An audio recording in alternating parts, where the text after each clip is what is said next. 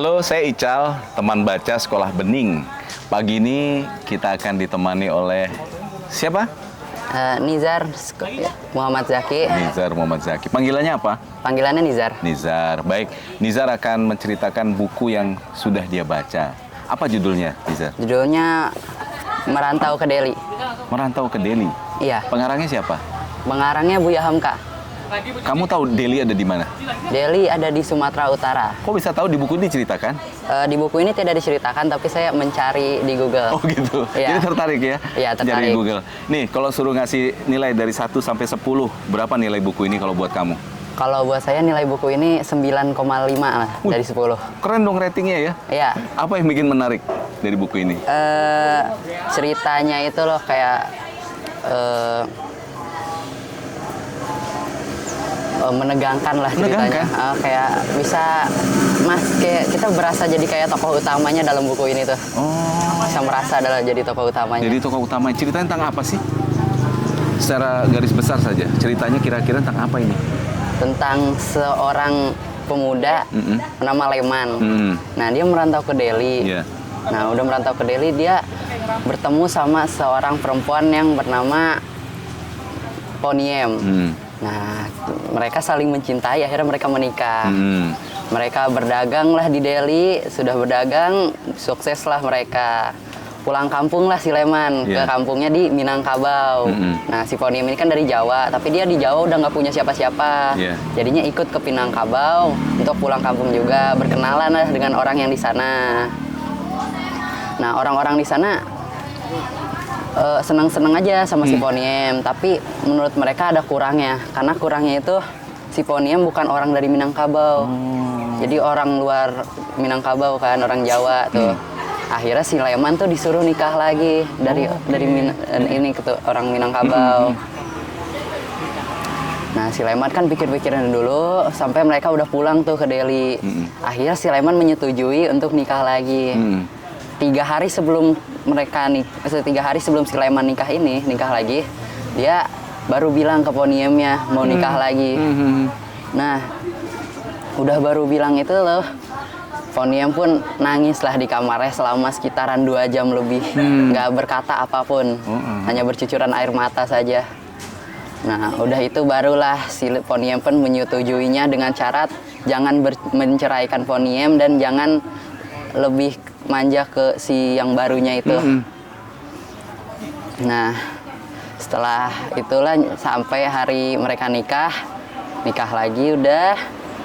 Terus sempatlah suatu hari si istri barunya Leman ini ngambil satu dagangannya. Si Poniem kan gak terima tuh kan, diambil. Akhirnya dia juga ikutan ngambil. Terus dimarahin lah sama si Leman. Kata Poniem, ambillah dulu punya si siapa ya namanya, saya lupa. Si satunya begitu. Ya, si satunya itu baru dia bakal balikin. Nah, ditariklah sama si Leman dagangannya, terus dia pun ke lantai atas buat ngambil juga. Akhirnya lah itulah nyampe gaduh banget itu di rumahnya. Itu konfliknya itu ya. Konfliknya udah di itu. Terus si Poniem mukul tuh istri satunya lagi. Sempat nampar. Si Leman ngeliat kan, abis itu si Leman ngebanting si Poniem terus ditendang punggungnya. Udah ditendang, dicaci maki lah, dikata-katain apa Jawa buruk lah, apa begitulah. Nah, akhirnya Poniem pun dicerain. Udah dicerain, ada anak buahnya juga, Suyono namanya. Nah, itu dari Jawa juga. Akhirnya dia ikut juga sama Poniem. Pergilah mereka ke Medan buat berdagang lagi di sana. Udah berdagang, akhirnya mereka berdua menikah. Dan setelah selang 3 tahun, mereka balik lagi ke Delhi untuk beli rumah di sana. Udah beli rumah, mereka bertemu dengan si Leman lagi. Nah, udah ketemu, mereka melihat kondisi Leman udah bangkrut banget. Udah di bawah banget lah kondisinya, karena karyawannya tuh selama ini nggak ada yang setia kayak Suyono. Si Leman udah ngasih dagangannya, ternyata dibawa pergi. Kabur langsung. Akhirnya mereka coba berdiskusi dengan Leman untuk memberi Leman modal lagi untuk berdagang. Tapi Sleman tidak terima karena dia merasa malu gitu loh. Gengsi dia. Ya, gengsi lah intinya sama orang yang pernah dia suruh pergi gitu. Iya. Nah udah itu akhirnya si Leman sama istrinya satunya lagi tuh mereka pergilah ke Minangkabau untuk pulang kampung dan nggak berdagang lagi. Udah di sana mereka punya rumah sama sawah, tapi rumah sawahnya itu kepunyaan istrinya. Walaupun Leman yang beli, tapi kalau adatnya ya adat Minangkabau sana yang punya tuh anak sama istrinya, anak perempuan sama istrinya gitu. Jadi akhirnya udah deh akhir ceritanya begitu. Oh gitu. Sulaiman pun pergi, Poniam dan Suyono tinggal deh di Delhi bersama. Gitu. Ini penulisnya siapa sih? Penulisnya Buya Hamka. Buya Hamka itu seorang apa yang kamu bisa ketahui dari buku ini atau biografinya sedikit? Biografinya dia pahlawan nasional Indonesia. Penulis juga ya? Penulis juga, pengarang banyak buku kan. Iya. Nah dari buku ini kira-kira apa yang bisa kamu bawa untuk kehidupan sehari-hari ini? Yang bisa diambil hikmahnya? Hikmahnya yang bisa diambil itu selalu bersyukur dengan apa yang ada. Ingat kalau kita tuh punya janji sama seseorang harus ditepatin, jangan diingkarin. Kayak si Leman ini kan ngingkarin janjinya ke Poniem tuh, katanya nggak bakal dicerain. Udah sampai nangis-nangis ke Poniem buat biar boleh nikah lagi. Akhirnya dicerain juga kan. Waduh.